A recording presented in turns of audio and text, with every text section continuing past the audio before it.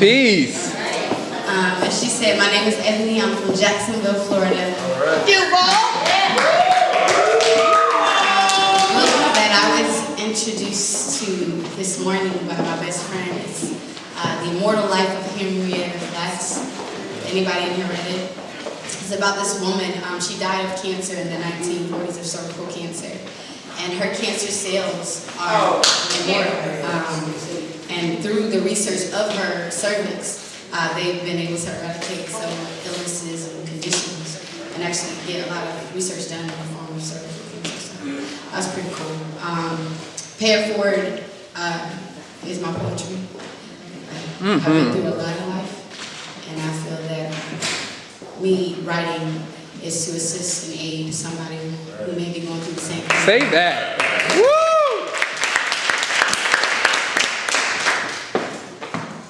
The fool has said in his heart, there is no God.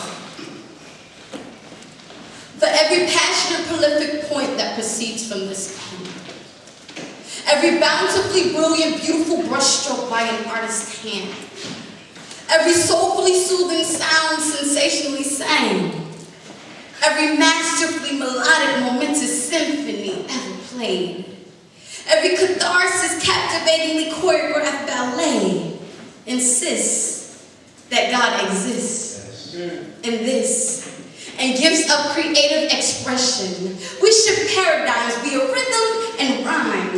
Laws of the universe we intuit. We capture time via sheet music. Measure greatness in plies. Defy the grave on stage. Staining canvas is our way of getting the God out.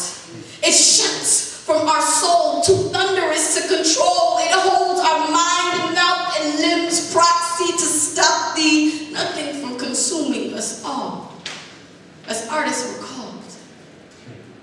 Boom. With a God complex.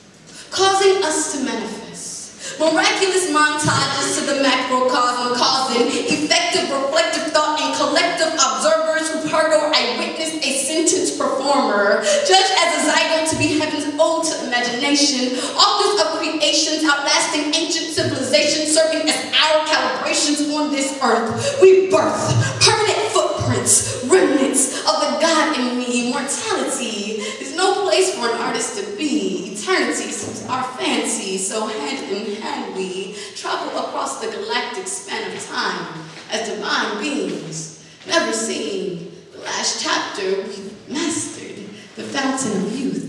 As creators, it's our nature to interpret the truth, to express our best, our worst, what heals, what hurts. The universe gave me infinity with my introduction to this ink and we so scribble on for centuries like William Shakespeare's indestructible vocabulary or Picasso's invincible hues, Billie Holiday's incomparable blues, or Michael Jackson's bulletproof patent leather dancing shoes. Life is the most precious thing given you, so we imitate the present, conveying the lessons learned.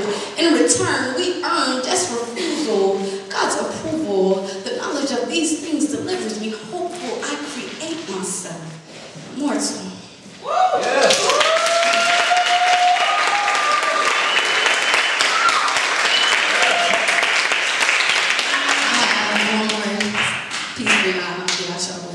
I do have CDs for sale if you like what you hear at $10. Only $10?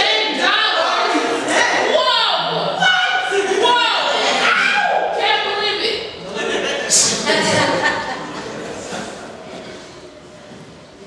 So I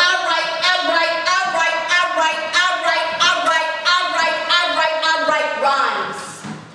Because faith without works is dead.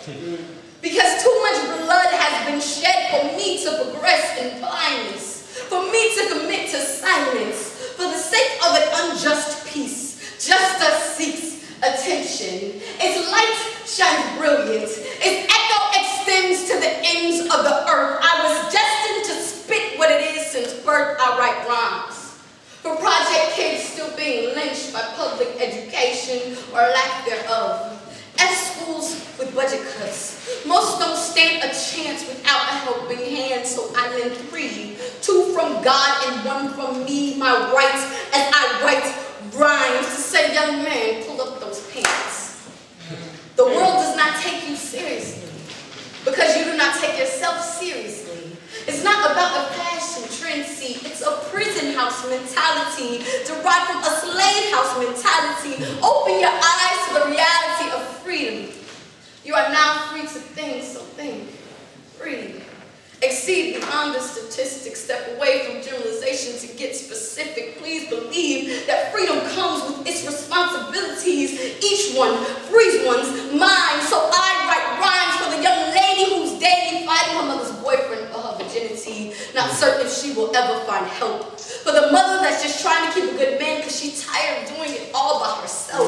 But every dream that will be trampled this year due to the hardships of existence. For every dreamer who only ever wanted someone to just listen is rough out there for the young and gifted, but fist clenched in the still of the night. I write not just for me, but for all who have inspired me. For Keith Rogers and Paul D, Hazel and Ali, for Reese, for the Gentle Six, Martin Lee Anderson, Uganda, and the millions dead. For the million on Assata Shakur's head. Say that. For the blood on Bob Johnson's hands. For everyone who stands for something. For the immigrants to this country who still believe in the American dream. So they stream on across the board to get a piece of the pie that despises them. In return, I burnt a candle for Haiti.